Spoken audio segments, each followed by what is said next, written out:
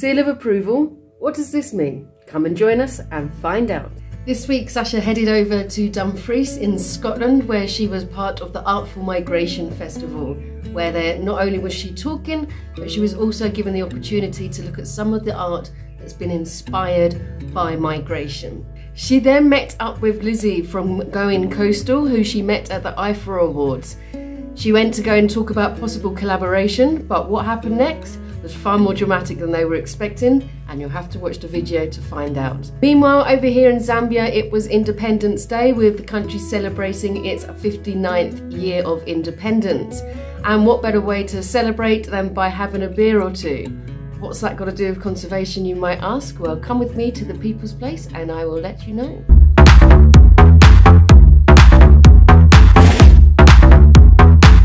This is our very rustic bar that we made here in Lusaka. So while you can go to the supermarket and buy your bottles there, they're often small disposable bottles wrapped in plastic.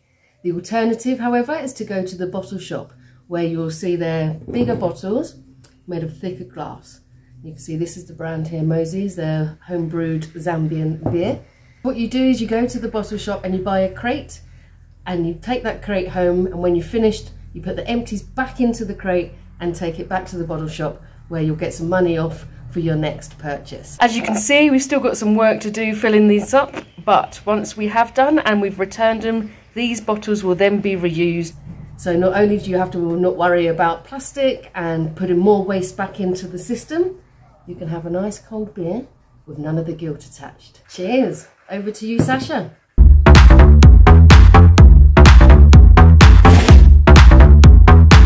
So I'm now on the road to Dumfries to a really important conference, a conference where artists are bringing to life the migration of various different birds through art. So it's really important, but it is a long way away, and so life on the road for me looks like this. Working from my laptop, currently on a conference with lawyers looking at biodiversity risk and impact, and snacks for the journey include my favourite, which are boiled eggs, and because on the road you would end up eating lots of highly processed food, which I'm trying to avoid, I've made my own sourdough crackers and my own flavourings for that. So yeah, the glamour of it all. I do think that artists can play a part working with the sciences, academia, environment, and most importantly local people to deliver some of the solutions. The problem that we've got as Forestry and Land Scotland is reaching out to partner organisations, volunteers on the wider area. People see us just as forestry land management. The project that Sacha is involved in is an ideal medium to raise public awareness from the conservation side and local community interest to stimulate and hopefully generate more involvement. Right. So these relate to your 38 threats. So you've got wind, light pollution, infrastructure, agriculture. This is obviously mines and quarries development. Yeah. You've then got, this is about sea level rise effectively. Yeah. Wow. On adjacent areas. Wow. Well, what is amazing is that I know you say that our project has given inspiration to some of this, but I walked into here and I was instantly, I don't know, it was instant transformation. It's a bit like what we try and do by telling the a bird story from their point of view. That's what you get walking around here. This is what landscapes look like, and to see them in context, it's a slightly different sort of context that you're giving people, but the same kind of sensation. And the images are so real and, I suppose, gritty. This room is inspired by your paragliding exploits, and what we wanted to do was bring that into everybody's lives so they could see the environment through the bird's eye and make decisions on that basis as to where they would make their homes. That was the, whether we've achieved it or not, that's for others to say. But well, you gave me chills when I walked in, and I obviously haven't been able to fly for some time, and some of my early flights were at Clavrock, and I think I told the story earlier that my first big inspiration of how birds, migratory birds, could be so powerful was right there. Yeah, thank you for transporting me back for a moment. Thank you.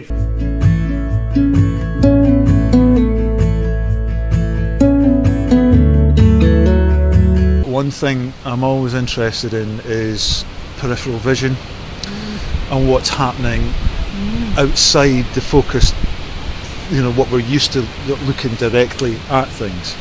So by having screens that have different content on, that are occupying, you can't take it in just by looking with your veiled vision at any one screen. To me, that's what it's like being in nature. You don't walk around sort of looking at this and then looking at that.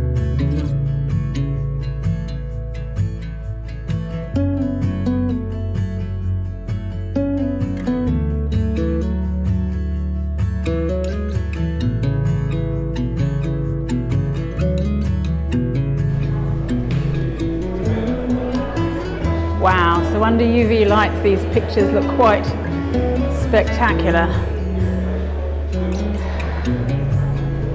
A nightjar, the elusive nightjar that most people may only know by the call.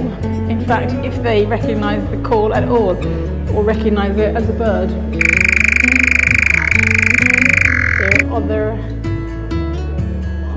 They're nocturnal prey.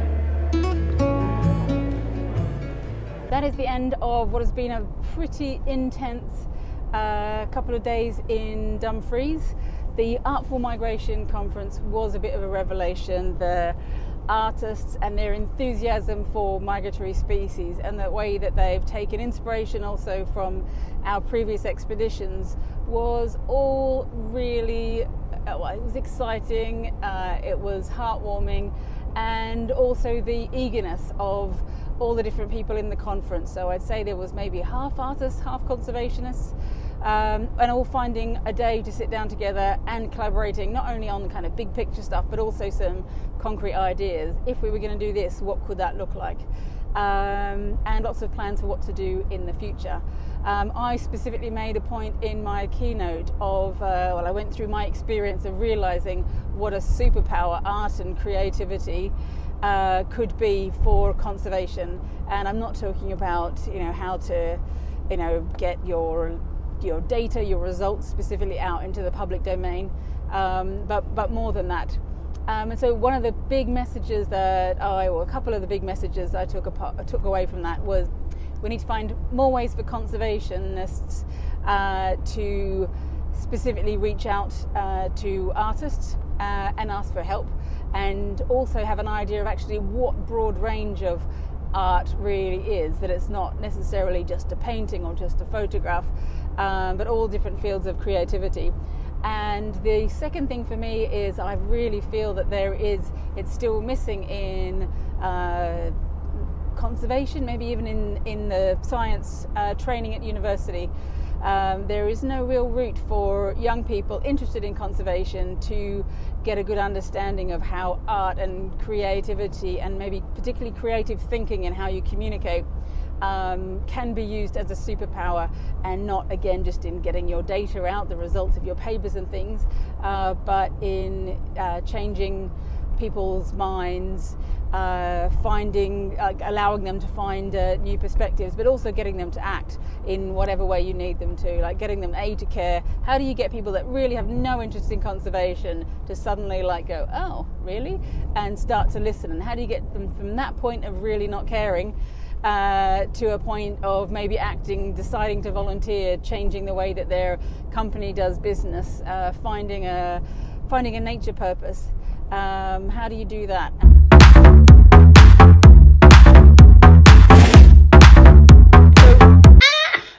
So excited. I was just sitting at my laptop preparing for meetings for tomorrow, and there was a knock at the door, and it was a local woman called Susie who was dropping by to say that she painted a picture many years ago and it had sat in a garage not really knowing what to do with itself, and she suddenly realised that it probably belongs with me, and I'll show you why.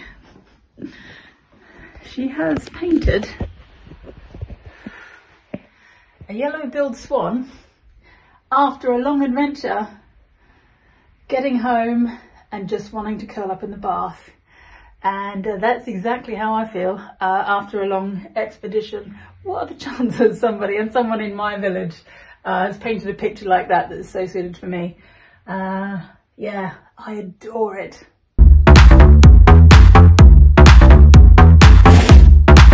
That was all a bit dramatic. Our meeting cut short after about 10 minutes, just as the coffee arrived, because Lizzie got a message on the phone from the British Divers Marine Life Rescue to say that a local had come across a seal pup that was on its own and seemed to need assistance, and so she's had to react. So see you in a bit. Cheers. Bye. Bye. So there's verdict? You gotta go. Verdict, gotta go. So yeah, we're just making our way sort of as quickly as we can to the pup to have a little look, see what's going on, and hopefully it's just a pup that we can leave where it is. That's always the hope. And this pup's already molted, so this pup would be not with its mum. So you can see, yeah, you can see that it's So, well, it's over 3 weeks old, I would say, because it's got no fur, so it wouldn't be with mum anymore.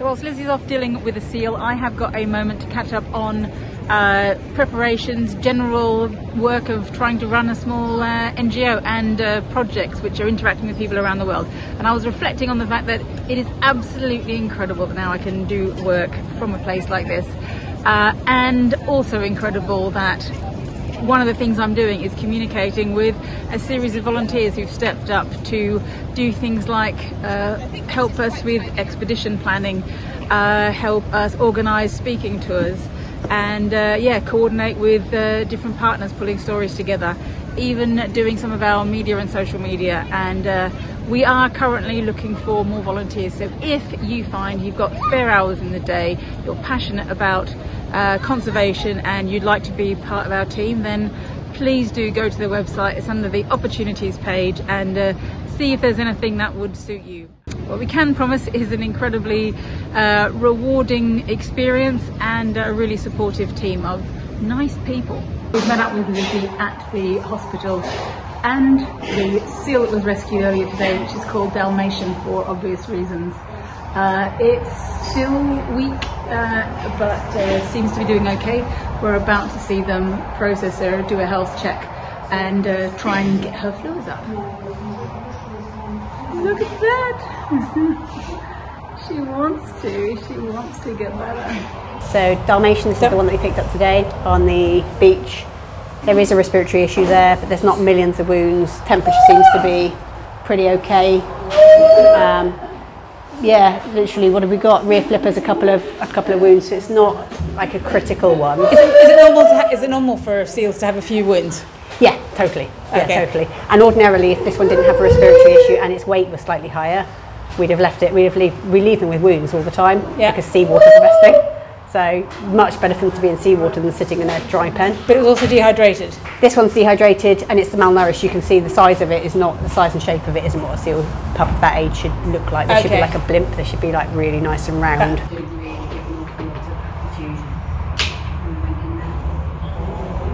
Scratching and it's so cute. Oh my gosh, if you want an ambassador for the ocean, that's it.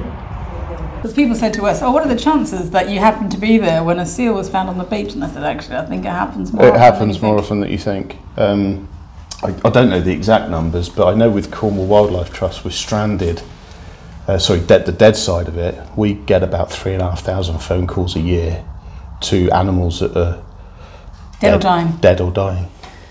Wow, so I can only presume, well, so I don't know the facts, but certainly with British Divers Marine Life Rescue, there's the same, I would say there's the same volume, easily, We just have, and obviously Cornwall Wildlife Trust just covers Cornwall. BDMLR covers the UK. So yeah, it's pretty. When you think about it that way, it's some impact, and the amount of entanglement and the amount of netting and things like that is maddening out there. The rubbish that's just left is ridiculous. I just wanted to come and do what I can to help. I can't do everything that everybody else can do because I'm old, but I'm happy to do whatever I can. They have all been a total inspiration. The seals are what incredible ambassadors for the sea. So cute, so charismatic, and who would have guessed that so many seals need rescuing? But what I really meant was actually those people, the number of different volunteers, and whilst there's 6, I think, here tonight, all spending their evening looking after multiple seal pups. There's 2,500 volunteers around the country, and they could do with more help. But yeah, really inspiring to see so many people stepping up and stepping out even late at night to help our wildlife. The good news is that Sacha and Lizzie still managed to have their meeting despite all the dramas from the night before. However, the distractions continued as the seal rescue dog had joined them in the cafe, and she herself was a rescue puppy, but she can find seals amongst the rocks even in the dead of night. Now, what about the time that Sacha was in a room in London surrounded by forest elephants? Intrigued? Click to find out more.